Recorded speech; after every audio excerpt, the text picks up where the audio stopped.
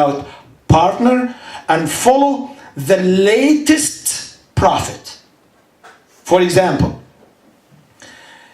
if people live in the time of the prophet Shu'aib, peace be upon him, and they reach the time of Moses, they have to follow the Sharia of Moses, or otherwise they're not believers.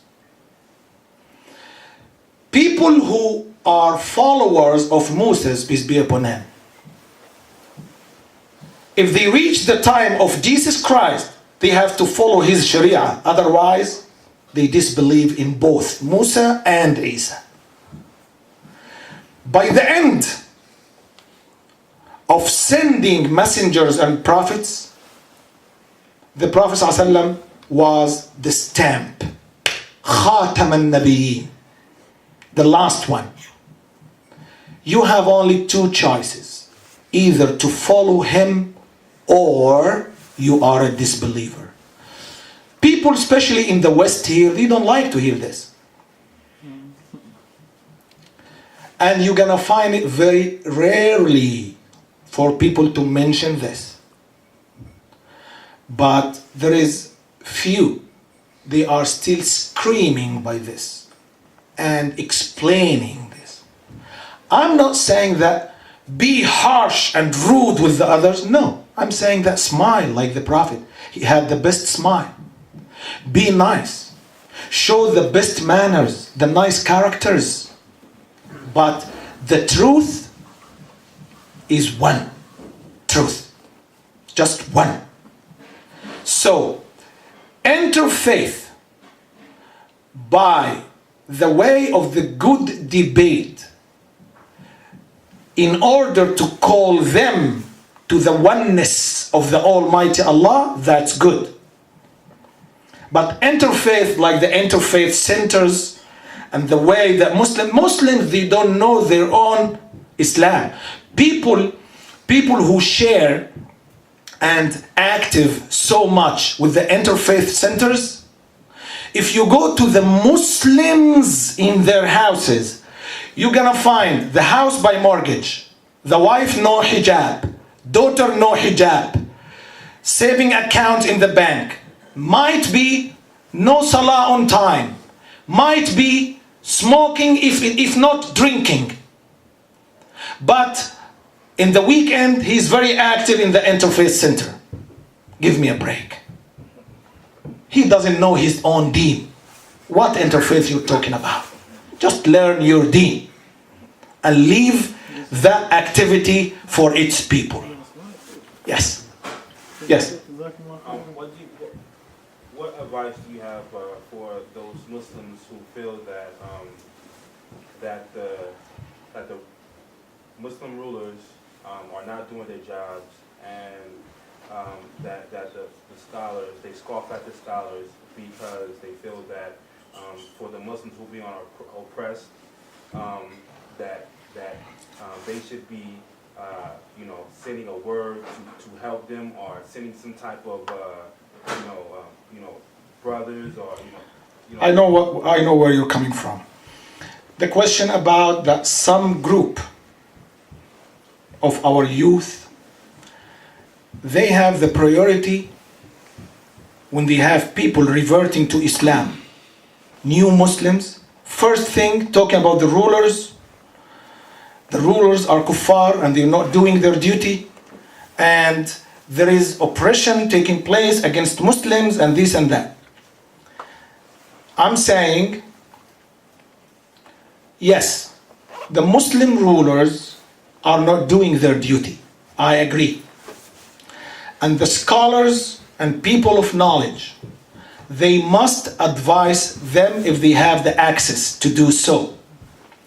But putting this issue and politics in the priority for new Muslims and in the priority for new students of knowledge, when they start to learn Islam or start to practice, the first thing to teach them to hate the rulers and to hate the followers and to warn from this and to stay away from this and to talk about names and to warn from groups. That's wrong way. Even if they call themselves Salafis.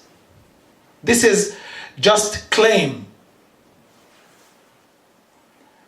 The very beginning is at-tawheed. Learn the oneness of the Almighty Allah. Learn how to pray. Learn how to fast. Learn the basics. Learn al-wala wal-bara wal-intima. Learn how to feel that you are one of 1.8 billion Muslims. Big family. You belong to the big family. Learn the priorities in Islam. And it's coming. One day, when you're strong Muslim, strong student of knowledge, it's coming to learn that to rule Muslims by other than the Quran and the Sunnah, it's kind of disbelief. And I agree. But I don't agree to put this in the priority with new Muslims or young student of knowledge. Question? Yes. A brother asked me. Shukran. My brother wanted me to ask you.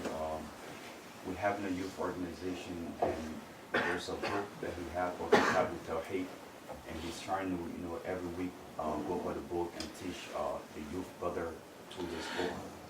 Before you complete your question, tell the youth brothers, give them my salam and tell them, please, please, smile. Please smile.